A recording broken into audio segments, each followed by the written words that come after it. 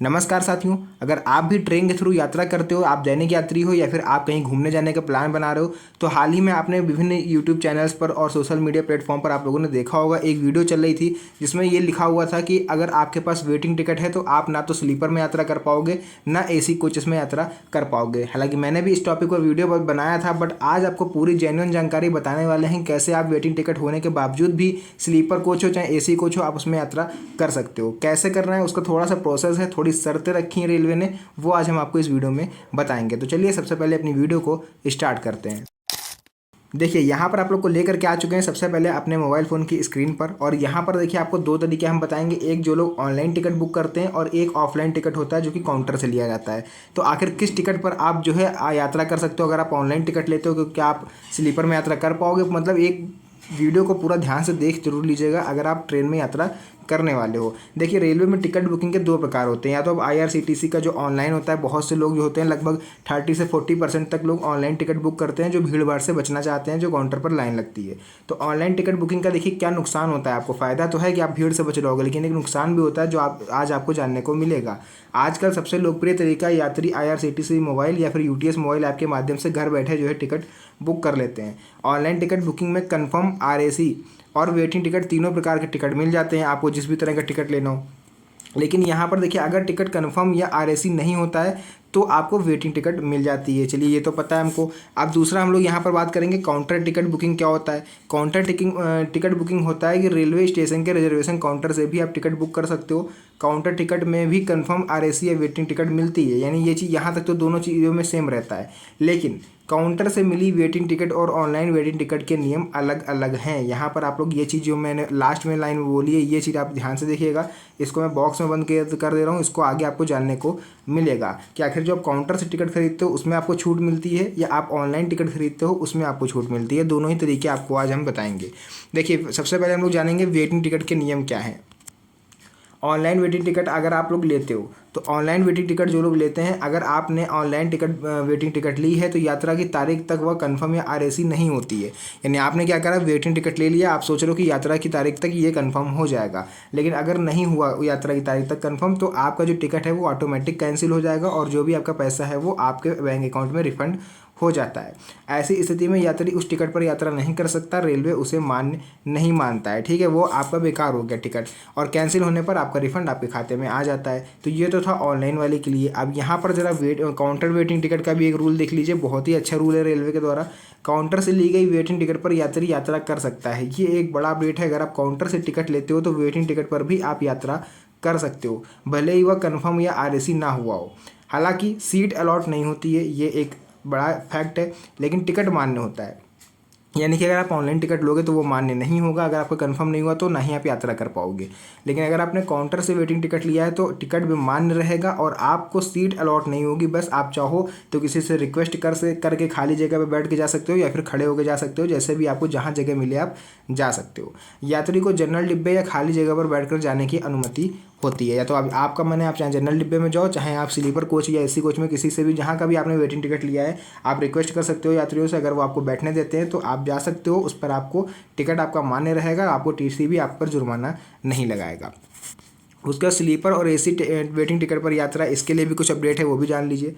नियम के अनुसार स्लीपर या AC वेटिंग टिकट पर उस कोच में यात्रा मान्य नहीं होती है, लेकिन प्रैक्टिकली यात्री जो है अक्सर स्लीपर कोच में यात्रा कर लेते हैं। मेरा खुद का एक्सपीरियंस है, आपको बता रहा हूँ यहाँ पर कि अगर आपके पास वेटिंग टिकट है तो आप स्लीपर कोच हो चाहे AC कोच हो उसमें आप यात्रा कर सकते हो, क्योंकि जो TT होता है ना, ट्रैवलिंग टिकट एग्जामिनर जो होता है, वो चालान काटकर यात्रियों को यात्रा करने की अनुमति दे देता है। यानी आपके पास अगर वेटिंग टिकट है तो आपके पास टिकट ना भी हो तब भी आप स्लीपर कोच में अगर बैठे हो तो वो आपका जो वो चालान है वो काट देगा, उस पर फिर आप चालान की पर्ची आपको दे देगा, उसके बाद आप यात्रा कर पाओगे। चालान कटवाने के बाद यात्री को ट्रेन से नहीं उतारा जाता है, लेकिन सीट अलॉट नहीं होगी। लेकिन सीट फिर भी आपको अलॉट नहीं होगी, जो भी चीज़ें आप यहाँ क्लियर पढ़ सकते हो।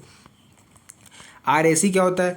देखिए RAC टिकट का मतलब है कि आपको आधी सीट मिलती है, यानी एक सीट पर दो यात्री यात्रा करते हैं, आपको शेयरिंग में टिकट मिलता है, उसको RAC बोलते हैं। अगर यात्रा से पहले किसी यात्री ने टिकट कैंसिल करा दी है तो RAC यात्री को पूरी सीट मिल जाती है। RAC टिकट पर यात्रा पूरी तरह से वैध और मान्य है। उसके बाद देखिए चालान क्या होता है। देखिए यहाँ पर आपको ये चीज़ हम बता दें जो भारत में फैक्ट है, अगर कोई यात्री बिना कंफर्म टिकट या बिना मान्य टिकट के यात्रा करता है तो TT उसका चालान काट देता है, यानी उसको फाइन भरना पड़ता है। चालान कटने के बाद टीटी उस यात्री को यात्रा करने की अनुमति दे देता है। यात्री को चालान की पर्ची मिलती है जो यात्रा के लिए मान्य होती है और ये चालान की पर्ची उसके एक कन्फर्म टिकट की तरह कार्य करती है। लेकिन ध्यान रहे कि चालान कटने के बाद ये चीज़ नहीं है कि आपको सीट मिलेगी, आप सीट पर नहीं बैठ सकते हो। अगर आप रिक्वेस्ट करते हो किसी यात्री से, वो आपको अनुमति दे देता है तो आप बैठोगे, किसी को हटा के आप नहीं बैठ सकते। चालान के बाद टीटी दोबारा फाइन नहीं काट सकता है, ये रूल है रेलवे का। लेकिन यात्री को कोच बदलने के लिए कह सकता है। अब वो आपके ऊपर डिपेंड होता है, वो टीटी के ऊपर डिपेंड है कि टीटी कैसा है। अगर थोड़ा ज़्यादा गुस्से वाला हुआ तो फिर आपको वो कोच आपका चेंज कर देगा, आपको जनरल डिब्बे में भेज देगा। अगर थोड़ा ठीक ठाक हुआ तो फिर आपको वो यात्रा करने देगा। ठीक है। उसके बाद देखिए ट्रेन में प्रैक्टिकल स्थिति आपको बताता हूँ यहाँ पर जो एक्चुअली आपको देखने को मिलती है। प्रैक्टिकली लगभग हर ट्रेन में वेटिंग टिकट वाले यात्री स्लीपर कोच में यात्रा कर रहे हैं, अभी भी कर रहे हैं, रूल आने के बावजूद भी कर रहे हैं। कई बार बिना टिकट वाले यात्री भी पकड़े जाते हैं, उनका चालान भी कटता है और वे भी यात्रा कर लेते हैं। यानी आप बिना टिकट भी बैठ गए स्लीपर में, टिकट टीसी आया, आपका टिकट चेक करा, आपके पास टिकट नहीं है, उसने आपका चालान काट दिया और एक पर्ची दे दी, फिर आप उस पर्ची के सहारे अपनी पूरी यात्रा करते हो। टीटी आमतौर पर यात्रियों को ट्रेन से नहीं उतारता है बल्कि चालान काटकर यात्रा करने देता है। उसके बाद देखिए नियमों के अनुसार वेटिंग टिकट पर स्लीपर एसी कोच में यात्रा नहीं करनी चाहिए, लेकिन प्रैक्टिकल में ऐसा होता है। भारत है, यहाँ पर हर चीज़ पॉसिबल है, रूल्स वैसे भी कौन ही मानता है यहाँ पर। देखिए रेलवे के पुराने और नए नियम। वेटिंग टिकट पर यात्रा न करने का नियम नया नहीं है, कई वर्षों से लागू है। हाल ही में सोशल मीडिया पर इस नियम को लेकर काफ़ी चर्चा हुई है, जिससे यात्रियों में एक भ्रम फैल गया है। रेलवे प्रशासन और टीटी कुछ समय तक इस नियम को सख्ती से लागू करते हैं, लेकिन बाद में फिर ढील दे देते हैं। आपको पता होगा कि भारत में अगर कोई भी नया नियम बनता है तो उसको केवल 2-4 दिन 10 दिन ही केवल अलाउ किया जाता है, सख्ती से पालन किया जाता है। उसके बाद जो नियम पुराना होता जाता है तो जो अधिकारी होते हैं, जिम्मेदार अधिकारी होते हैं, वो इसमें ढील देते जाते हैं। तो फिलहाल आपको थोड़ा सा इस समय ध्यान रखना है अगर आप यात्रा करने वाले हो, क्योंकि इस टाइम थोड़ा सख्ती चल रही है। लेकिन अगर आप 10-15 दिन बाद यात्रा करते हो तो फिर आपको आराम रहेगा। यानी जून के महीने में अगर आप कहीं यात्रा करने की योजना बना रहे हो तो जून में जाइएगा, आप लोग के लिए बेस्ट रहेगा।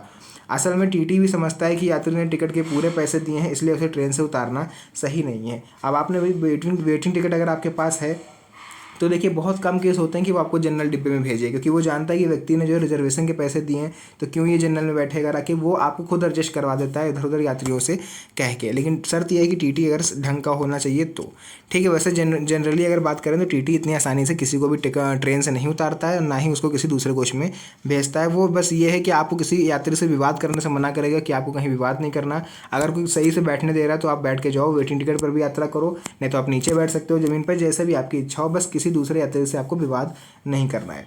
टिकट बुकिंग की समय सीमा।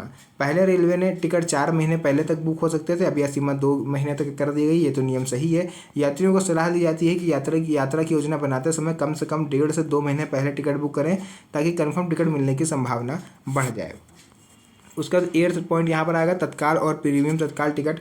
तत्काल टिकट ये है कि यात्रा की तारीख से 1 दिन पहले बुक किए जा सकते हैं। इसमें थोड़ी अधिक फीस लगती है लेकिन कंफर्म टिकट मिलने की संभावना रहती है। प्रीमियम तत्काल ये होता है कि इसमें और अधिक शुल्क लगता है लेकिन कंफर्म सीट लगभग निश्चित मिलती है आप लोग को, इसके पैसे और भी ज़्यादा पड़ते हैं। उसका 9th पॉइंट आप लोग देखोगे वेटिंग टिकट पर यात्रा के दौरान ध्यान रखने वाली बातें। आपको ये सब चीज़ें ध्यान रखनी है तो फिर टीसी भी आपका कुछ नहीं कर पाएगा। वेटिंग टिकट वाले यात्रियों को कंफर्म या आरएसी टिकट धारकों की सीट पर नहीं बैठना चाहिए। खाली जगह मिलने पर टीटी से बात करके आप सीट अलॉट करवा सकते हो, बट अगर खाली जगह नहीं है तो आपको नहीं बैठना चाहिए। अगर सीट नहीं मिलती है तो जनरल कोच या खाली जगह पर बैठकर आप यात्रा कर सकते हो। उसके बाद यात्रा के दौरान टीटी से विनम्रता से बात करें, अक्सर वे लोग मदद कर देते हैं। मैंने अभी स्टार्टिंग में बोला है कि आपको वो कहीं ना कहीं शिफ्ट करवा देते हैं। उसके बाद निष्कर्ष और सुझाव जो सभी रेल यात्रियों को दिए जाते हैं। देखिए रेलवे के नियमों के अनुसार ऑनलाइन वेटिंग टिकट पर यात्रा मान्य नहीं है, लेकिन काउंटर वेटिंग टिकट पर यात्रा संभव है। चालान कटवाने के बाद यात्रा की जा सकती है लेकिन सीट की गारंटी नहीं होती है, वो टीटी पर डिपेंड करेगा। बार बार मैं इस चीज़ बोल रहा हूँ कि आप टीटी से अगर रिक्वेस्ट करते हो तो वो आपको कहीं ना कहीं शिफ्ट करा देगा। यात्रा के लिए हमेशा पहले से टिकट बुक करें ताकि कंफर्म टिकट मिल सके। देखिए ये सब चीज़ें थी जो मुझे लगा आप लोग के साथ शेयर करनी चाहिए। और भी यहाँ पर चीज़ें आप लोग देख सकते हो। तत्काल या प्रीमियम तत्काल टिकट का विकल्प इमरजेंसी में उपयोग करें, नियमों का पालन करें और दूसरों की सुविधा का ध्यान रखें। तो ये सब चीज़ें थी जो वेटिंग टिकट पर अगर आप यात्रा करते हो तो आप किसी भी कोच में यात्रा कर सकते हो, चाहे एसी हो चाहे स्लीपर कोच हो, आप यात्रा कर सकते हो। शर्त यह है कि आपने जो टिकट है वो काउंटर से लिया हो, और दूसरा ये है कि आपको किसी भी यात्री से झगड़ा नहीं करना। अगर वो ढंग से अपनी सीट खुद से दे देते हैं तो ठीक है, वरना आप टीटी से रिक्वेस्ट करके भी सीट ले सकते हो। तो ये सब चीज़ें थी। बाकी बहुत से लोग भ्रम फैला रहे थे, मैंने देखे हैं कई यूट्यूब चैनल्स कई वीडियोस मैंने देखे जहाँ पर लोग ऐसा बोल रहे थे कि अगर आपके पास वेटिंग टिकट नहीं है, हालांकि मैंने इस चीज़ को खुद बोला था लेकिन वहाँ पर मैंने उसका आपको सॉल्यूशन भी बताया था कि सॉल्यूशन क्या है। तो जो मेरे पुराने व्यूअर्स हैं वो जानते हैं। तो उन लोगों ने क्या बोला था कि आपको वेटिंग टिकट अगर आपके पास है तो वो आपको जनरल डिब्बे में भेज देगा टीसी। ठीक है, तो यहाँ पर बहुत ज़्यादा गुस्सा देखने को मिला वेटिंग टिकट वालों को। रेलवे का नया नियम था, तो वेटिंग टिकट वालों ने ये चीज़ क्वेश्चन करा था गवर्नमेंट से कि हम भैया पैसा जो जब रिजर्वेशन का दे रहे हैं तो हम जनरल डिब्बे में क्यों यात्रा करें। तो इसको देख के हो सकता है कि रेलवे आपके नियम में कुछ भी चेंज कर सकता है। तो जो भी चीज़ें हैं फिलहाल मैंने आपको यहाँ पर क्लियर करी, जो वर्तमान की स्थिति है वो मैंने आपको बताया, एंड प्रैक्टिकली ट्रेनों में क्या चलता है वो भी मैंने आपको समझा दिया। अगर आपको वीडियो पसंद आई हो तो वीडियो को लाइक करिएगा, और चैनल पर पहली बार आया हो तो चैनल को भी सब्सक्राइब कर लीजिएगा, क्योंकि ऐसी वीडियोज़ मैं आपके लिए बनाता रहता हूँ। तो मिलते हैं आप सभी से नेक्स्ट वीडियो में एक और अच्छी इंटरेस्टिंग मज़ेदार वीडियो के साथ। तब तक के लिए धन्यवाद। जय हिंद।